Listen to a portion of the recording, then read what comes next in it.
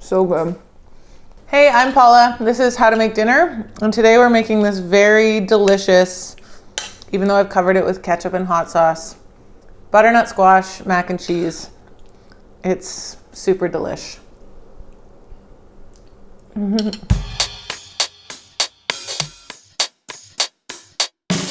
Nobody wants to eat like pounds and pounds of cheese and milk and stuff every day, so it's kind of nice to have a bit of a lighter option. So this butternut squash mac and cheese is, I would say, easier than regular mac and cheese because you don't have to make like a white sauce or anything like that. I'm just gonna start with a butternut squash, kind of an average sized one. And there's a million ways to deal with these things. You can use a regular vegetable peeler. Some butternut squash, the skin is quite thin and it's actually really fine to eat. But I'm gonna use a peeler on this one because I want my sauce to be silky smooth. And just do a quick peel. I kind of hesitated to make this recipe because I'm not really someone who likes to do like healthier versions of things. It's kind of like, I just like to eat the real deal. But to me, this isn't just a healthier version of mac and cheese. It's actually just a really delicious version of pasta. It's just a delicious pasta, period. So, and it's a bonus that, well, there's a few bonuses. One, it's much better for you. Two, it doesn't congeal when you have it in the fridge overnight. It doesn't set up into a giant cheese block, which is kind of nice. It stays creamy even when it's cold from the fridge. By the way, my compost used to be under that cupboard and now I've moved it over here and it's like I've got this real rig. So butternut squash is peeled. I'm just gonna cut it straight down the middle and scoop out the seeds. So cutting this up into rough, big chunky cubes. I have the oven preheating to 375. And you can do this with sweet potato as well. You could do it with carrot. You can do it with any orange vegetable that gets creamy when you cook it.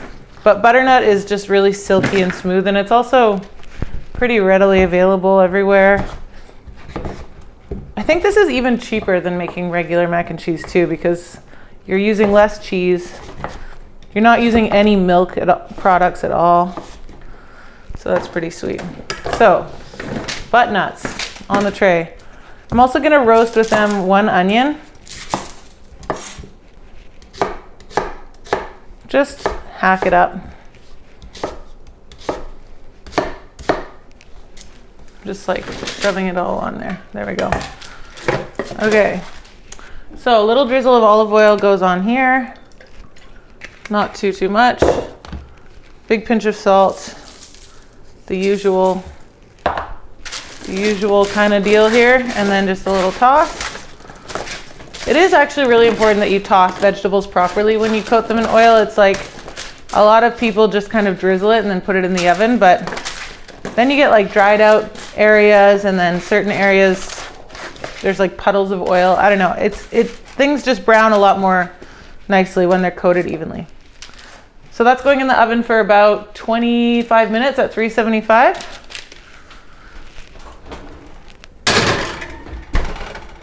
Meanwhile, we can cook our noodles. So I have 400 grams of elbow macaroni here, which is, I think it works out to about 3 cups.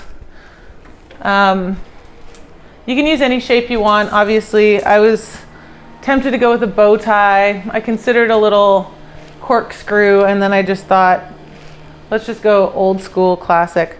So I'm gonna boil this like how you would normally cook pasta.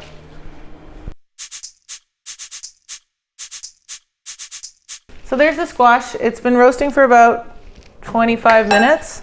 It's not super brown, but I actually don't really want it to be brown. And in fact, if you didn't feel like roasting it, you could even just kind of steam it. It doesn't need to be like, we're not going for brown flavor. We just want it to be cooked. So with that said, I'm going to blend it up into a sauce. So I've got my new toy, my favorite new thing, my Vitamix.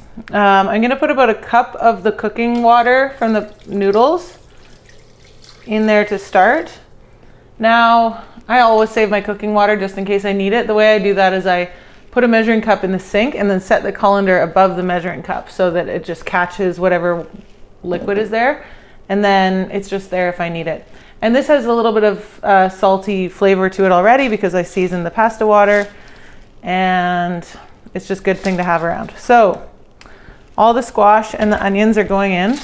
This might be a bit difficult because it's hot. Ooh, or because I use parchment paper, just lift the whole darn thing in. It's almost as if I planned that. And then I'm gonna get rid of this business.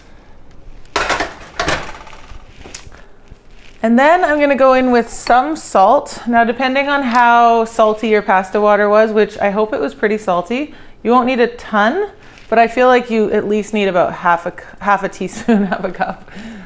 There's also a bit of salt on the squash. So I start with about half a teaspoon and see how that goes. And then I'm going to use a teaspoon of garlic powder, just because garlic powder, I don't know. I was against it for, like, when I went to cooking school, I was like, Mom, how can you use garlic powder? Like, you should only use the fresh stuff. And, you know, I was fresh garlic all the way. And now I'm like, yeah, fresh garlic, great, super good. Like, I love it. I love it so much. But I love garlic powder too. I feel like it's a different thing. It's got that kind of like deep, I don't know, it's just good, okay? All right, so moving right along, we have about a tablespoon of Dijon mustard, because Dijon, to me, just a little bit of Dijon in a cheesy sauce is like just so good. And then I'm gonna grate in a few grates of nutmeg, because again, classic combo, cheesy sauce, nutmeg. They just are like a match made in heaven. The other thing that goes well with nutmeg is squash. Weird, eh? And greens like spinach. Oh shit. I'm a big nutmeg fan personally. I feel like I like to sneak it in wherever I can. Greens like spinach and Swiss chard, love nutmeg. Squashy things, you know, that kind of like cookie, that spicy cookie kind of flavor. It's just good. Oh, and some cream cheese. So this could be cream cheese or butter.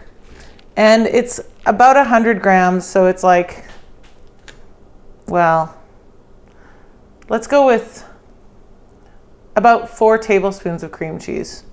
You could totally use butter, but why not use cream cheese if you have it?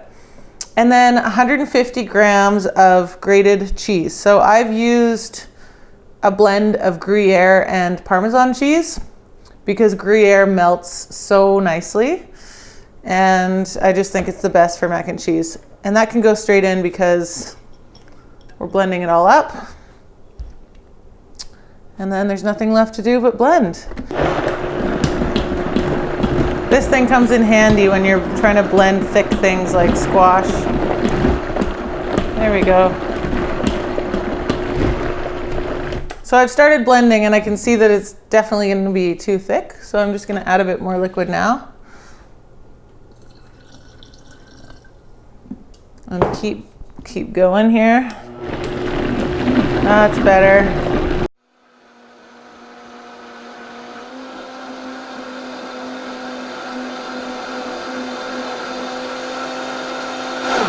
This is so smooth. So nothing beats a Vitamix for total smoothness. This is not an ad. I wish it was, trust me. So here we have a very creamy, cheesy, squashy, thick, but you know, not too thick mixture. Just gonna taste it. Oh yeah. That's a beauty. I'm about to do something that might shock you. I'm going to serve up this mac and cheese without baking it.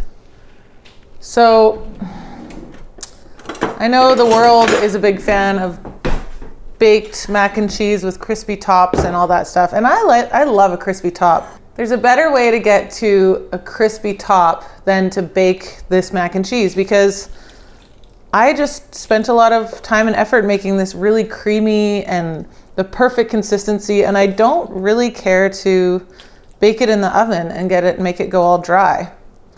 So instead, I take my breadcrumbs and I separately toast them. So these were fresh breadcrumbs. I always keep a paper bag or a bag of like bread odds and ends lying around that I can toast up for breadcrumbs. So I just ground up this fresh bread, toasted it in a cast iron pan.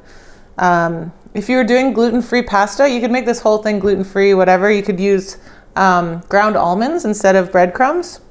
Mix with a bit of Parmesan cheese and you're golden. So I'm just gonna sprinkle this on top. So now I get crispy bits and I get creamy mac and cheese.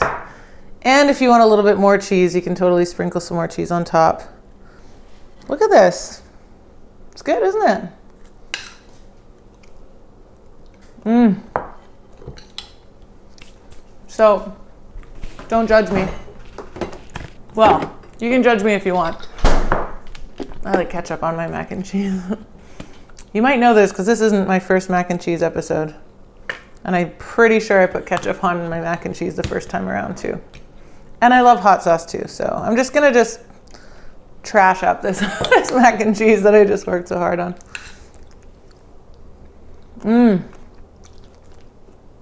Hot sauce, man. Hot sauce makes all the difference. So thanks so much for joining me today to make this delicious mac and cheese. I hope you make it. Let me know if you do, and please share it around.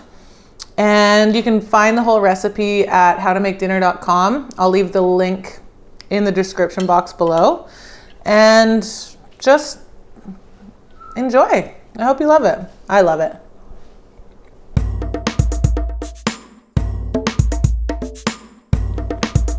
I already had lunch today. This is second lunch business. This is good.